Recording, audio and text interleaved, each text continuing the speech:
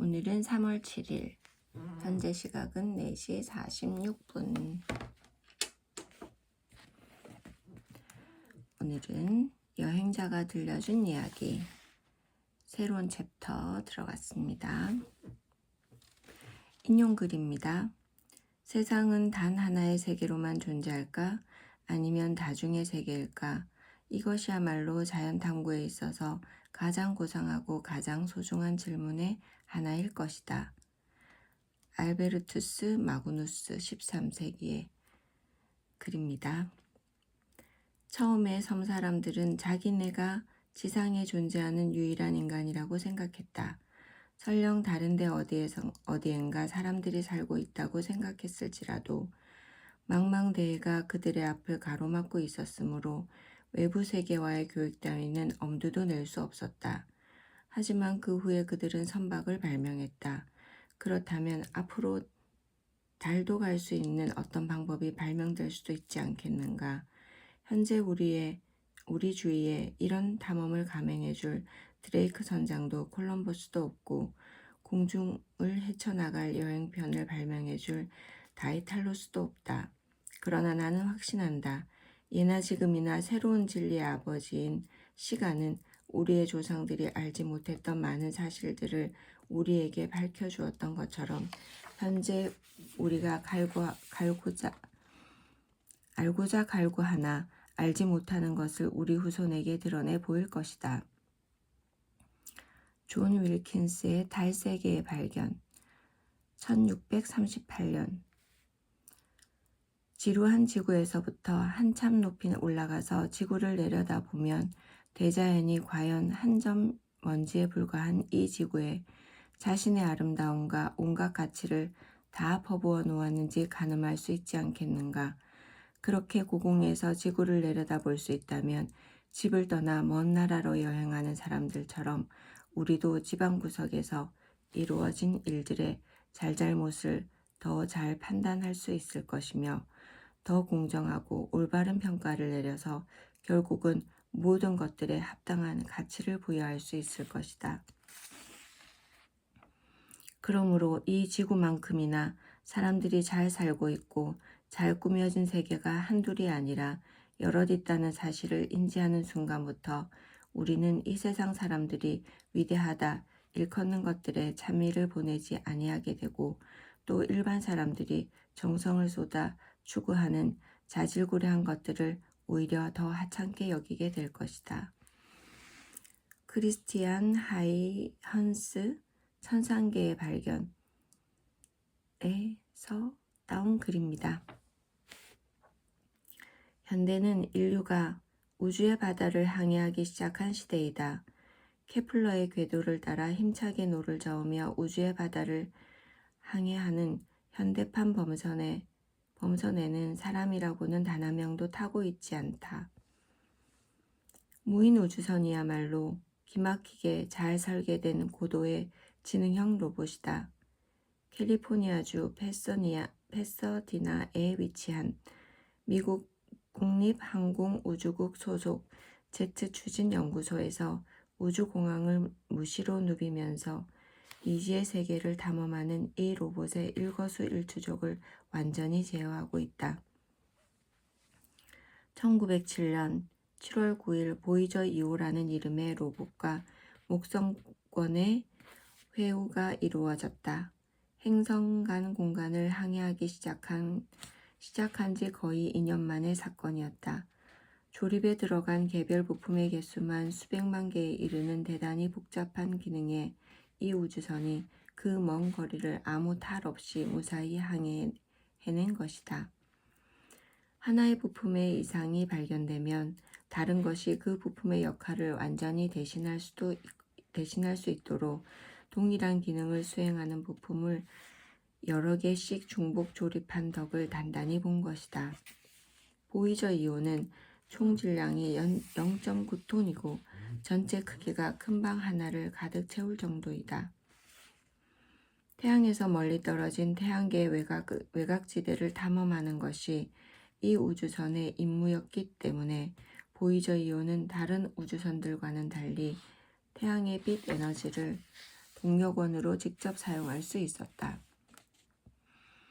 그래서 보이저 2호는 추진력을 태양 전지 대신 소형의 자체 핵발전소에서 공급받도록 했다. 플루토늄 펠릿의 방사능 붕괴로부터 에너지를 얻은 이 핵발전소는 수백 와트의 발전 용량을 자랑한다. 우주 중심부에는 3대의 통합 컴퓨터와 함께 온도 제어 시스템과 같은 자체 유지용 설비들이 탑재되어 있다. 지구에서 보내는 명령을 수신하고 탐사 결과들을 지구로 송신하는 일은 지름 3.7m의 접시용 안테나의 몫이다. 우주선이 고속으로 항해하는 동안 주사 플랫폼이 목성과 목성의 위성을 계속해서 추적하도록 설계되어 있으며 과학 장비들은 거의 대부분이 이 플랫폼 위에 설치되어 있다. 주요 과학 장비에는 자외선 분광 측정기, 적외선 분광 측정기, 하전 입자 검출기, 자기장 측정기, 목성 전파 수신기 등이 포함되어 있다. 보이저 계획에서 가장 큰 성과를 거둔 장비는 2대의 텔레비전 카메라로서 이것들이 태양계 외곽에 외로이 떨어져 있는 행성들의 생생한 모습을 수만 장의 화상에 담아 우리에게 전해준 장본인이다. 목성 주변에는 눈에 보이지 않지만 매우 위험한 고에너지의 하전 입자들이 두껍게 둘러싸고 있다. 목성과 목성의 위성들은 가까이에서 관측하고 토성과 그 너머로까지 항해하려면 우주선이 우선 목성의 위험한 복사벨트의 외곽을 뚫고 지나가야 한다. 그런데 고에너지 하전 입자들은 아주 민감하게 반응하는 관측 장비들을 망가뜨리는 것은 물론이고 전자장비들은 완전히 태워버릴 수도 있다. 그러므로 고에너지 하전 입자는 보이저호에게 매우 위험한 존재이다. 그리고 넉 달 전에 보이저 1호가 목성 주위의 고체 입자들로 이루어진 고리 구조를 발견해 알렸는데 보이저 2호는 이 고리 구조를 가로질러 가야 했다. 만약 보이저 2호가 목성 고리에 있는 돌멩이에라도 부딪혀 우주선이 심하게 흔들린다면 안테나 방향을 지구에 고정시킬 수 없게 될 수도 있었다. 그 결과로 자칫하면 소중한 탐사 자료를 영원히 잃어버릴 가능성도 있었다. 그렇기 때문에 목성 통과 직전에 지상 통제실의 연구팀은 안심할 수가 없었다. 하지만 지상에 자리한 인간과 우주에 떠 있는 로봇이 서로의 지능을 절묘하게 결합하여 그동안 몇 차례 발생했던 비상사태를 무사히 넘길 수 있었다. 이 또한 여간 다행한 일이 아니었다. 보이저 2호는 1977년 8월 20일에 우주의 바다에 진수되었다. 보이저 2호는 화성 궤도를 커다란 홀을 그리면서 통과하고 소행성대를 지난 후 목성권에 접근했다.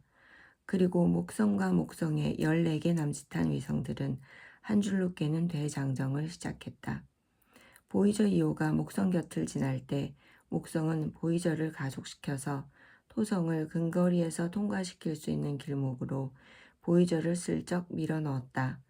토성 중력의 도움으로 보이저는 다시 천왕성을 향해 힘차게 달리게 된다. 천왕성을 지나 해왕성을 뒤로하면 보이저는 태양계를 떠나게 되는 것이다. 그 후에는 별들 사이의 광막한 바다를 영원히 떠돌아다녀야 할 새로운 운명이 보이저 우주선을 기다리고 있다. 끊임없이 지속되는 탐험과 발견이야말로 인류사를 특정지은 인간의 가장 뚜렷한 속성이었으며 인류를 장식할 일련의 탐험 중에서 보이저 계획이야말로 가장 최근의 사건이다.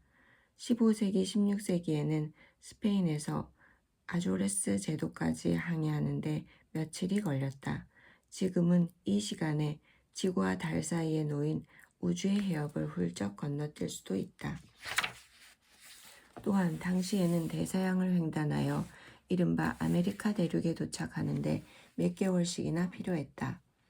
오늘날에는 이 시간이면 태양계의 네 해를 가로질러 화성이나 금성에 사뿐히 내려앉을 수도 있다. 그렇다면 화성과 금성이야말로 현대판 신대륙으로서 우리의 도착을 기다리고 있는 외로운 섬인 셈이다. 17, 18세기에는 네덜란드에서 중국까지 가는데 1년 내지 2년의 세월이 필요했지만 오늘날 보이저호는 이 시간에 지구에서 목성까지 갈 수 있다. 인류의 과학 문명은 대단한 것 같습니다. 1, 2년의 세월을 우주를 여행하는 시간으로 바꾸어 놓았네요. 과거의 여행 비용이 오늘날에 비해서 상대적으로 좀 더 비쌌다고 하지만 그때나 지금이나 국민 총생산 대비로 1%에도 채 못 미치는 미미한 수준임에는 변함이 없다. 인공지능을 탑재한 현대 우주선들의 행성 탐사는 행성들의 유인 탐사를 알리는 선구자이며 선두주자이다. 인류의 탐사는 늘 이렇게 진척돼 왔다. 인류는 15세기와 17세기 사이에 중요한 전환기를 맞으면서 지구의 모든 곳을 탐험할 수 있다는 확신을 갖게 됐다. 그래서 유럽의 대여섯 국가들의 대규모 함대를 세계 곳곳으로 용감하게 파견하기 시작했다. 물론 함대마다 그 모험의 동기는 다양했다. 분수에 넘치는 야망, 재화에 대한 탐욕, 국가적 자존심과 국가 간의 경쟁심, 종교의 맹목적 광신, 재수의 대량 사면, 과학적 탐구심의 발동, 모험에 대한 심한 갈증, 스페인 에스트레마두라 지방의 고용 불안을 해결하기 위한 방안 등에서 우리는 탐험대를 유럽 밖으로 내밀었던 압력의 요인들을 찾아볼 수 있을 것이다.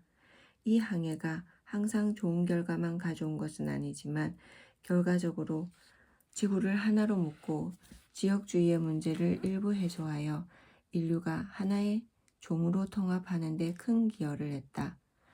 무엇보다도 행성지구와 인류 자신을 이해하는 데 결정적인 기여를 했던 것이다. 유럽인들이 세계를 하나로 통합하고 이제는 우주까지 통합하게 됐네요. 혁명적인 네덜란드 공화국의 17세기는 범선을 이용한 항해와 발견으로 상징된다.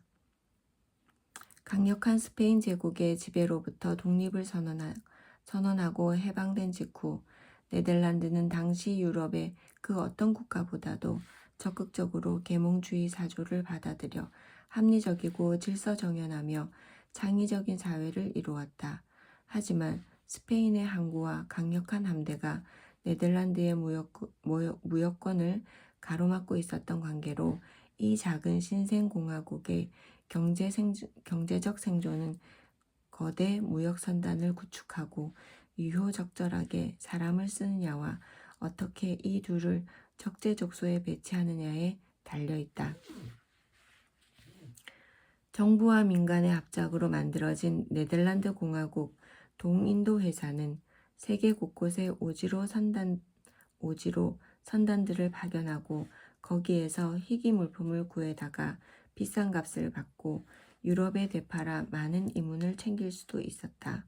그러므로 탐사 항해는 네덜란드 공화국의 생명선이었다. 항해 일지와 항해도는 국가 비밀로 분류됐으며 수많은 배들이 국가의 비밀 지령을 받고 출항했다. 이렇게 해서 네덜란드인들은 세계 도처로 급속하게 퍼져나갔다. 그 결과 북극해에 있는 바렌츠해와 오스트레일리아의 태즈메이니아와 같이 네덜란드인 선장의 이름을 딴 지명들이 지구 곳곳에 등장하기 시작했다. 탐험 항해는 본국의 경제 교육을 통해서 얻을 수 있는 것 이상을 가져다 줬다. 물론 해상 교육을 통해서 얻을 수 있었던 경제적 이득이 엄청난 것이기는 했지만 그 속에 지식 그 자체를 추구하는 과학적 탐구의 욕망, 미지의 세계와 그곳에 동식물을 발견하고자 하는 호기심, 그리고 자신들과 다른 사람들의 알고 싶은 열정이 있었다. 이 모든 것이 탐험대를 이끄는 또 하나의 강력한 추진력이었다. 암스테르담 시청 청사는 17세기 네덜란드인들의 자신감과 현대적인 자아관을 반영하는 건축물이다. 이 건물을 짓느라 대리석을 여러 척의 배로 실어와야 했다. 당시 시인이자 외교관이었던 콘스탄틴 하위언스는 이 암스테르담 청사가 고딕 양식의 추하고 너저분한 측면을 완전히 없애버려놓으라고 말한 바 있다. 오늘날까지도 이 청사에는 아틀라스 신의 조각상이 별자리로 장식된 하늘을 어깨로 떠받친 채 서 있다. 아틀라스의 조각상 밑에는 정의의 신이 죽음의 신과 형벌의 신 사이에서 한 손에 황금의 칼을 잡고 다른 손에 저울을 들고 상인들의 신이라고 할 탐욕의 신과 시기의 신을 두 발로 밟고 서 있다. 네덜란드 공화국은 자국의 경제적 기반을 사유재산 제도에 두었지만 무절제한 이윤의 추구는 국가의 건강을 해치는 위험한 요인이라는 점을 알고 있다. 아틀라스의 정의의 조각상 밑으로 눈길을 돌리면 그보다 덜 비유적인 상징물이 보인다. 그것은 청사의 돌바닥에 아로 새겨진 지도이다. 그 세계 지도는 17세기 후반부터 18세기 초반에 이르는 시기에 서아프리카에서 태평양까지 아우른다. 이것은 당시의 세계가 통째로 네덜란드의 활동 무대였음을 알게 하는 확실한 증거일 것이다. 그러나 이 지도에는 네덜란드 공화국이라는 이름은 슬쩍 빠져 있다. 대신 유럽에서 네덜란드가 있는 지역을 가리키는 라틴어 옛 이름인 벨기움만 겸손하게 적혀 있다. 당시에는 한 해에도 여러 척의 선박이 지구를 반바퀴쯤 도는 항해에 나섰다. 주로 아프리카 대륙의 서해안을 따라 이른바 에티오피아해라고 불리던 바다를 거쳐 대륙 남단의 마다가스카르 해협을 끼고 돈 다음 인도의 서쪽 끝을 지나 그들의 주요 목적지이자 오늘날 인도네시아라 불리는 향료 제도까지 항해하고 있다. 그중 몇몇은 뉴홀란드 대륙까지 더 나아갔다. 또 어떤 배들은 말라카 해협과 필리핀 군도를 지나 중국에까지 가는 모험을 감행하기도 했다. 네덜란드 연방에서 타타르 제국과 중앙아시아의 칸 그리고 중국 황제에게 파견한 동인도 회사의 대사들이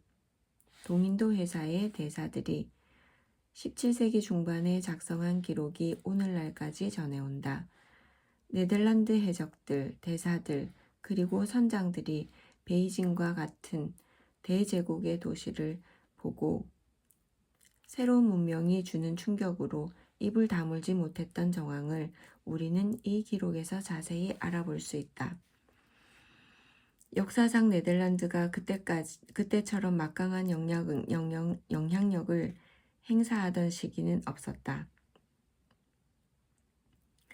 지혜와 꾀에 의존해서 살아야 했던 이 작은 나라의 외교 노선은 철저한 평화 정책이었다. 그들은 정통에서 벗어난 사조에 대해서도 비교적 관대했다. 마치 1930년대에 나치에게 쫓겨난 유럽 지식인들이 대개 망명해 오는 바람에 톡톡히 덕을 보았던 미국처럼 온갖 검열로 사상의 자유를 억압받던 당시의 유럽 지성인들에게 네덜란드는 문자 그대로 이상향이었다. 그래서 17세기의 네덜란드는 아인슈타인이 존경에 마지 않았던 위대한 유대인 철학자 스피노자의 안식처가 될 수 있었다. 어디 그뿐인가. 수학사에서 한 획을 그은 데카르트에게도 사정은 마찬가지였다. 한편 페인, 해밀턴, 애덤스, 프랭클린, 제퍼슨과 같이 철학적 성향의 혁명가들에게 깊은 영향을 미친 정치학자 존 로크에게도 네덜란드는 안식처였다. 위대한 예술가, 과학자, 철학자 그리고 수학자들이 홀란드라는 땅에 그때처럼 넘쳐났던 시대는 아마 없을 것이다. 당시의 네덜란드 공화국은 렘브란트, 베르메르, 프란스 할스 같은 걸출한 화가들과 현미경을 발견한 레베누크, 국제법의 창시자 그로티우스, 빛의 굴절 법칙을 발견한 스넬과 같은 사람들의 활동 무대이기도 했다. 사상의 자유를 존중하는 네덜란드의 전통에서 라이덴 대학교는 지동설을 주장했기 때문에 로마 카톨릭으로부터 고문의 위협을 받으면서 자신의 생각을 버리라고 강요받던 이탈리아의 과학자 갈릴레오에게 교수직을 제안하기까지 했다. 이렇게 네덜란드와 긴밀한 관계를 유지했던 갈릴레오는 네덜란드 사람이 설계한 스파이글라스를 개조하여 그의 첫 번째 천체 망원경을 만들 수 있었다. 이 망원경을 통해서 태양의 흑점, 금성의 위상 변화, 달의 운석공, 그리고 목성 주위의 위성 등을 관측할 수 있었다. 그 위성들은 갈릴레오의 위성이라고 불리게 되었다. 갈릴레오는 자신의 천문학적 주장과 관련된 종교적 갈등을 1615년 크리스티나 대공비에게 보내는 편지에 이렇게 털어놓고 있다. 편지까지만 읽을까요? 대공비 전하께서도 잘 알다시피 몇 년 전에 소인은 천체 관측을 통하여 그때까지 알려지지 않았던 새로운 사실들을 많이 발견할 수 있었습니다. 이러한 발견들은 매우 색다른 것이었고 또 거기서 유도되는 결론이 학계의 공식 입장과 모순되었기 때문에 소인은 적지 않은 수의 학자들로부터 감내하기 어려운 비판을 받아야만 했습니다. 제가 자연과학의 지식체계를 뒤집으려는 모종의 불순한 의도를 가지고 마치 제 손으로 그러한 것들을 하늘에 올려다 놓은 양 많은 이들이 저를 극렬하게 매도했습니다. 새로운 발견이 과학의 연구, 성과, 성장의 동기가 된다는 사실을 그들은 망각하고 있는 듯합니다. 정말 네덜란드가 사상을 존중하는 어쨌든 네덜란드인 때문에 우리가 우주까지 탐험을 하게 된 것 같습니다. 갈릴레오의 천체 망원경도 거기에 큰 역할을 했고요. 네, 내일 갈릴레오 지동설 더 읽어보겠습니다.